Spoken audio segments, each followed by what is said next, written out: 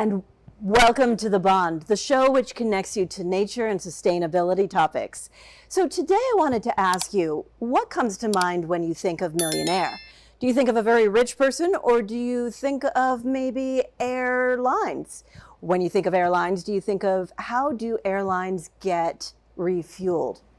Well, I'd like to introduce you today to a company called MillionAir, which is actually going to help be an FBO. And what an FBO is, a fixed-based operations or operator, which basically means that they help with the refueling and a variety of other luxury services for the private jet area. They are located in Burbank, Hollywood, and they are one of the first ones within the network to use SAF, or Sustainable Aviation Fuel. This particular location has started doing this since June of 2021, and they have a history of making sure that they offer a sustainable and green, ecologically friendly option to their customers. So we're going to talk to them today about why they are compliant with the ASTMD 1655, which basically means it's fuel that is fit for high performance for airlines and other aircraft. We're going to find out a little bit more about what goes into the making of SAF. For example, did you know that used cooking oil is actually recycled along with a variety of other industry waste products in order to manufacture SAF?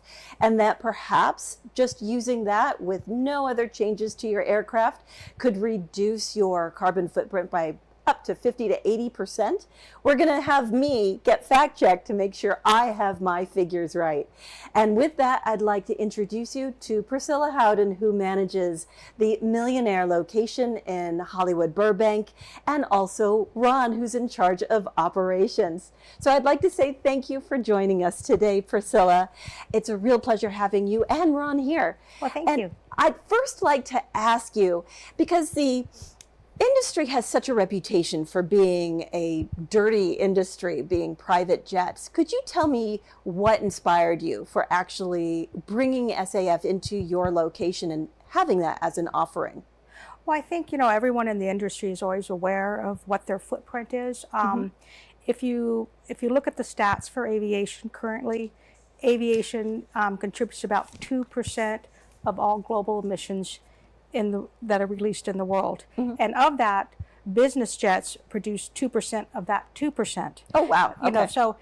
But it's still, everyone's saying, how can we get that number down, right? And so we are an AVFuel branded FBO. And AVFuel, A-V-F-U-E-L, right. And as a company. And they work hand in hand with Neste in supplying SAF or SAF fuel to FBOs. And they approached us when it became available for our area, and they said, are you interested? And said, yes, we would love to do this. So we started the process, which took a little bit of time, as Ron can attest, because we fuel a variety of different aircraft. We fuel police helicopters, we fuel medical flights, and the fuel is so new that people didn't know if, hey, can my aircraft take this?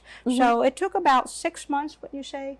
Yeah. About 6 months for everyone, our base customers, to get on board with this, because the fuel is commingled with regular jet fuel. And we have a consortium at the Burbank Airport, so all the fuel goes into one. Okay. So they're going to get SAF whether they want it or not, because it's in our system. It might be a little bit, but everyone had to feel comfortable that it was okay. And so how did you overcome the concern that people would have of this new fuel? I know nothing about. I don't want my engine to get gummed up. And how did you have to do some sort of a campaign, or how did you convince the pilots to I would say we went through, I know, we contacted all our tenants, and we had also AVFuel speak to some of them, from Keith Sawyer. He's the manager of their the SAF program there in alternative fuels. And, we really spent time, and the industry as a whole has been, MBAA, NATA have been holding panels, trying to educate everyone. So it was a process, and then once everyone felt comfortable, and it took about 6 months, and then we were able to get our first load, and, slowly but surely, we've been selling it. Right, but your reputation as being a luxury FBO, because you're tending to some very particular exclusive clients, Right. and they have very high standards. So how do you manage the mix of saying we want to still offer you some luxury services so that you feel very special, but we also want to give you the sustainable option? Was there any conflict with those two, or did they go together, or what was your experience with that? I think overall, I think people are open to it. They And are. I think we've never had any pushback when we switched from styrofoam cups to paper cups, for example, in our lobby. That's another sustainable effort that you've made. Right, yeah. right. No one said, "Hey, where's my styrofoam cup?" So I think people are on board with it. I've never had anyone who wants to leave a bigger footprint, and I think that. There is a lot of support in the industry for that. So we have never had any issues when we switch to LED lights, for example. All these type of things. You incorporate it slowly but surely, and I think there's never been any negativity towards it. We email more receipts now. Nobody Yeah. gets a hard copy. Oh, Right. so it's more digital. So as the operations manager, have you noticed any enthusiasm amongst the staff, because I know that you have a very loyal staff and been with you for a very long time, when you announced that you wanted to introduce this SAF fuel or SAF fuel? We have a great staff, and everybody's concerned about the environment, so they're very Okay. proud that we're doing our part to That's good. to be sustainable. Right, To be Proud as opposed to ashamed. to be green. Yeah, absolutely. So, I mean, did they ever come up with any ideas? Because it sounds like they're pretty creative also. Did they have any other ideas about how you could make other green adjustments around the operations? Well, yeah. For example, there are little things again, like we talked about. Styrofoam cups versus paper cups. Right, right. And even for the staff, we just bought a bunch of cups that we're just going to reuse. We Very much so. don't use plastic cutlery Like these for the staff. We just buy regular silverware from Target, just reuse it. Texting, everything is just trying just to reduce what we waste. So when you were shopping around for a good supplier for SAF fuel, what made you decide on Av fuel? Well, we've been dealing with Avfuel. They've been our fuel provider for years for our regular Jet A and our Okay. 100 low lead. And so we've have a great relationship with them. We lease our fuel trucks from them, and they're one of the leaders in the industry. And when they approached us, we said yes. So the relationship was already there. They were already working with Neste, so it was just a natural. Natural progression to that. How many different types of aircraft come into your airport? Is it just small private jets, or do you get helicopters, or do you get eVTOLs, or? We're general aviation, so you have the airlines, you have military. Oh, okay. Anything other than that is general aviation. It's everything from a Cessna 150 all the way up to maybe.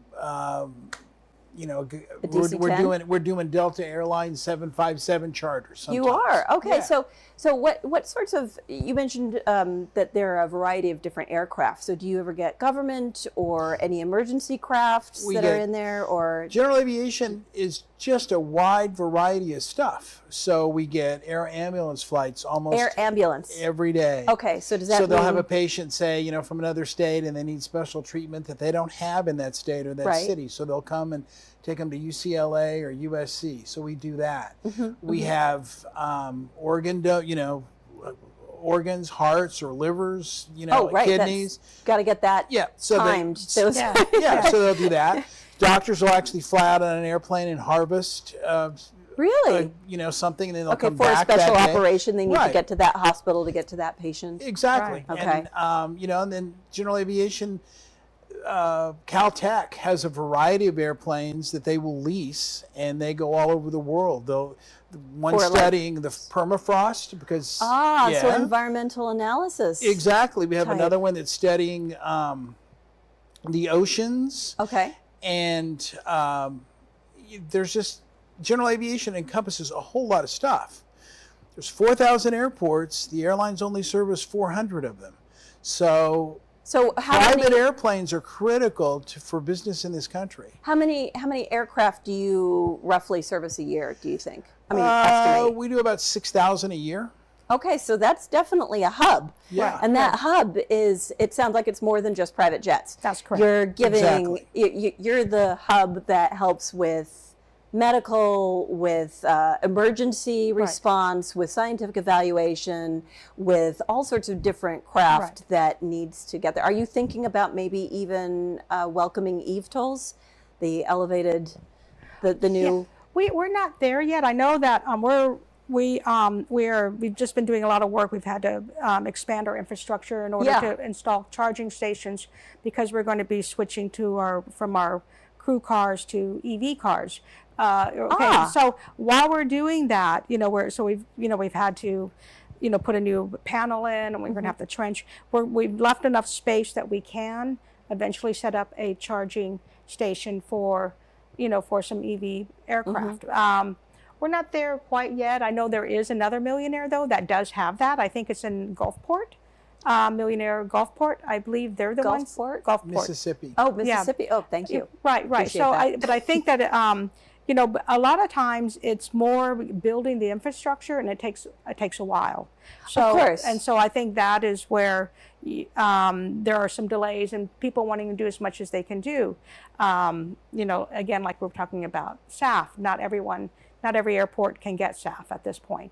Okay, well, we're going to find out in a little bit about more from Priscilla and from Ron, and we will be right back after this break. But stay with us. We have more to talk about.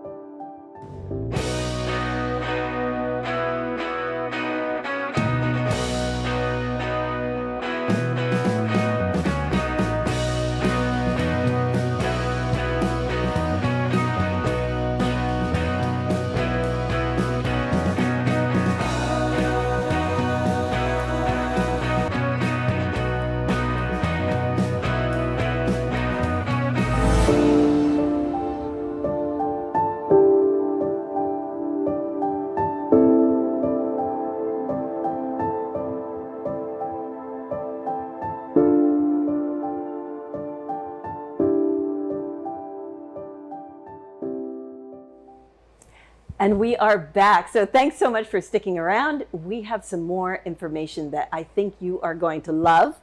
So Priscilla, I would like to ask you, could you tell me a little bit about the NBAA, which is the National Business Aviation Association, and from what I understand, they help to identify trends in the industry.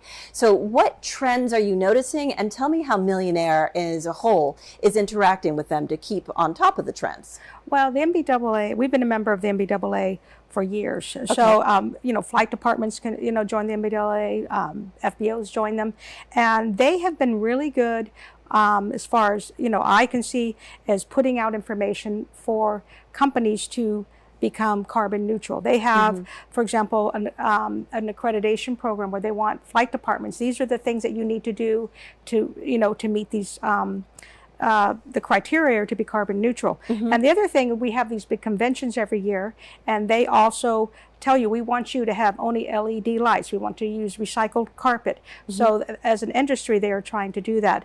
As far as, trends, they, in the industry, again, we follow them, but we're an FBO and not a flight department, so we're a little bit limited in that, but we do look to them for guidance. But I would say that more and more flight departments are making an effort. What is the difference for our audience? What is the difference between a flight department and an FBO? Okay, we do not operate any aircraft. So think of us as the gas station. Okay. So we have we're the gas station. So we have a different, we're handling we're a hotel for airplanes. We're a hotel for airplanes. So they get to rent out hangars? Yes, and then let's say if a crew comes in, they fly in, we book their hotel rooms. Okay. We make sure they have their rental cars. We'll order catering for the aircraft. For their passengers. Yum. Yeah. So anyway, so we handle that. Then we fuel the aircraft. We'll handle the lav services, any type of services that the aircraft needs. We may arrange a limo for their passengers. So it's like a concierge hotel gas station. Perfect. Combined. I love that. Right. Thank you for explaining that. And you are an FBO. So you're mentioning that one of the trends is to be carbon neutral. So is MillionAir as a whole, all of the locations carbon neutral, or is it your location, or is that? There's only a few millionaires at this time that are carbon neutral, but I think we're looking forward to getting more next year. Okay, so how is it, Ron, that you can be carbon neutral? What is the process you go through?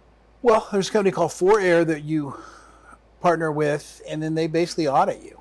So no more styrofoam cups. So you welcome regulators, you welcome the auditors to come in. No more styrofoam cups, no more plastic, knives and forks. We're going to go through paper plates if we have them, but as Priscilla mentioned, we bought, China, and that we all eat our lunch from. Well, not China, but not China, but not China, but we went to Target, stuff from got Target. some plates, got some knives and forks. That and for the ground equipment, we have an electric tug, and then there's things called GPUs, ground power units. Okay. And a lot of those are diesel powered. We've got an electric one. We're going to get another electric one. So we're going to phase out. So you're there's in the electric process. fuel trucks coming. So, but basically what I'm understanding is you're in the process of identifying what could be swapped out for a more green option. Absolutely. Right. Okay. And the other thing, we talked about this company called 4Air. 4Air. They work with a lot of flight departments. They give us a lengthy list. We have to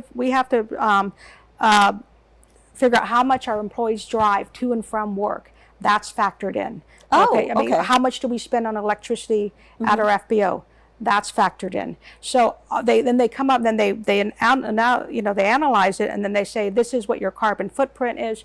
And these are the carbon offsets you need to purchase in order to become carbon neutral. So that's what we've done. I think this is the second or third year we've done this. Third year we've done it. The third year. Here's an example. We used to spend $30,000 a year on newspapers. Newspapers, okay. Because people want a newspaper when they get in their airplane. Sure, yeah. Well, most people now are using, they're getting their newspaper on their computer.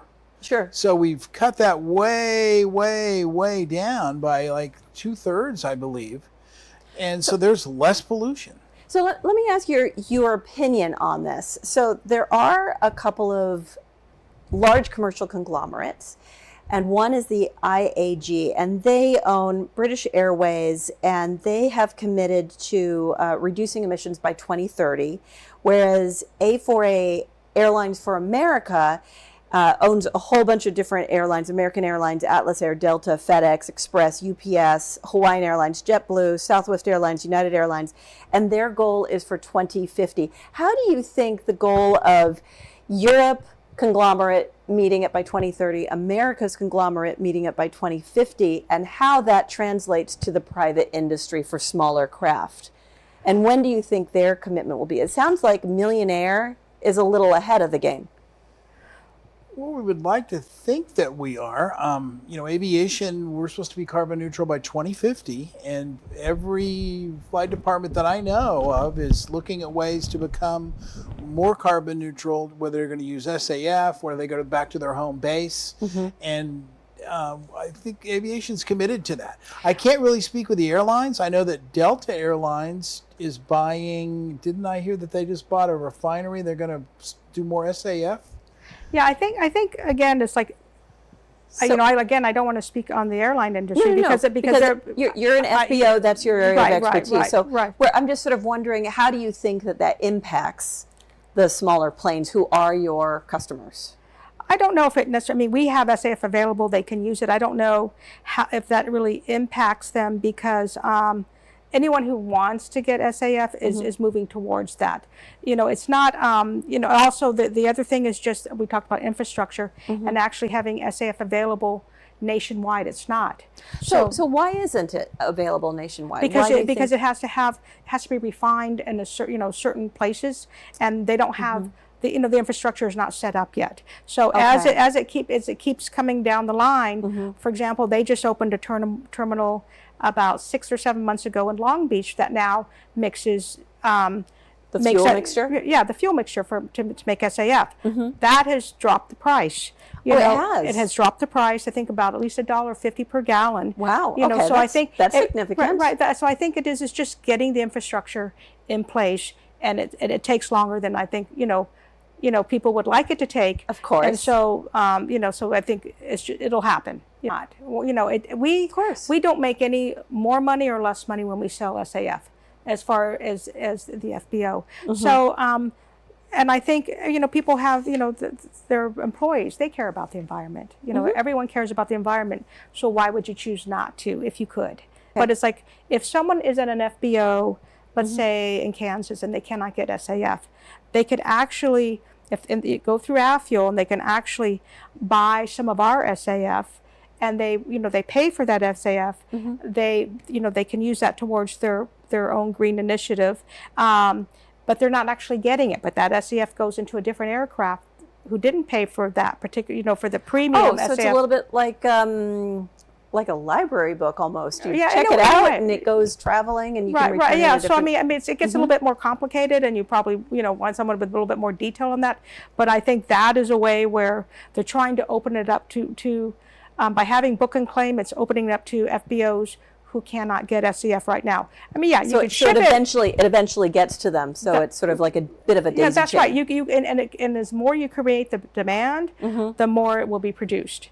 So if there was an FBO who was denied the infrastructure, you would recommend this agreement that you have with the sort of this buyback agreement or buy forward agreement that Avfuel offers for them to get access to it. And I wouldn't say anyone is denied. It's just the reality of it. It's like if the gas station isn't there, you can't fill up on gas. That's right. Yeah, right. And I think that and overall, the goal is to make it available everywhere, and it will expand. And I think that is, and I have never heard anyone who isn't on board with SAF. Okay, so everybody in general seems to be very welcoming. You haven't met any resistance. No, I don't think we ever. I don't want to do that green stuff. No. I think in the beginning people go, I don't know what this is. Yeah. I don't know if my engine can take it, and so it's the education process really. It's the engine manufacturers who have signed off on this. They go, yeah, this will burn in your airplane.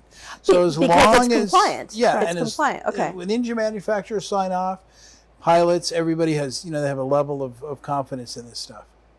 Do you think that there is, or maybe I should ask, if Avfuel is doing some experiments with being another step of going green beyond SAF? Are they thinking about a different type of fuel blend, or do they have a research and development department that you know of? Well, there's different. You want to talk about avgas? Well, yeah. I mean, right now, as far as they are the right now they use Neste. Neste's the one that is Avfuel's not they distribute Neste manufacturers. And the other thing that we do, we sell UL94, which is a no lead avgas.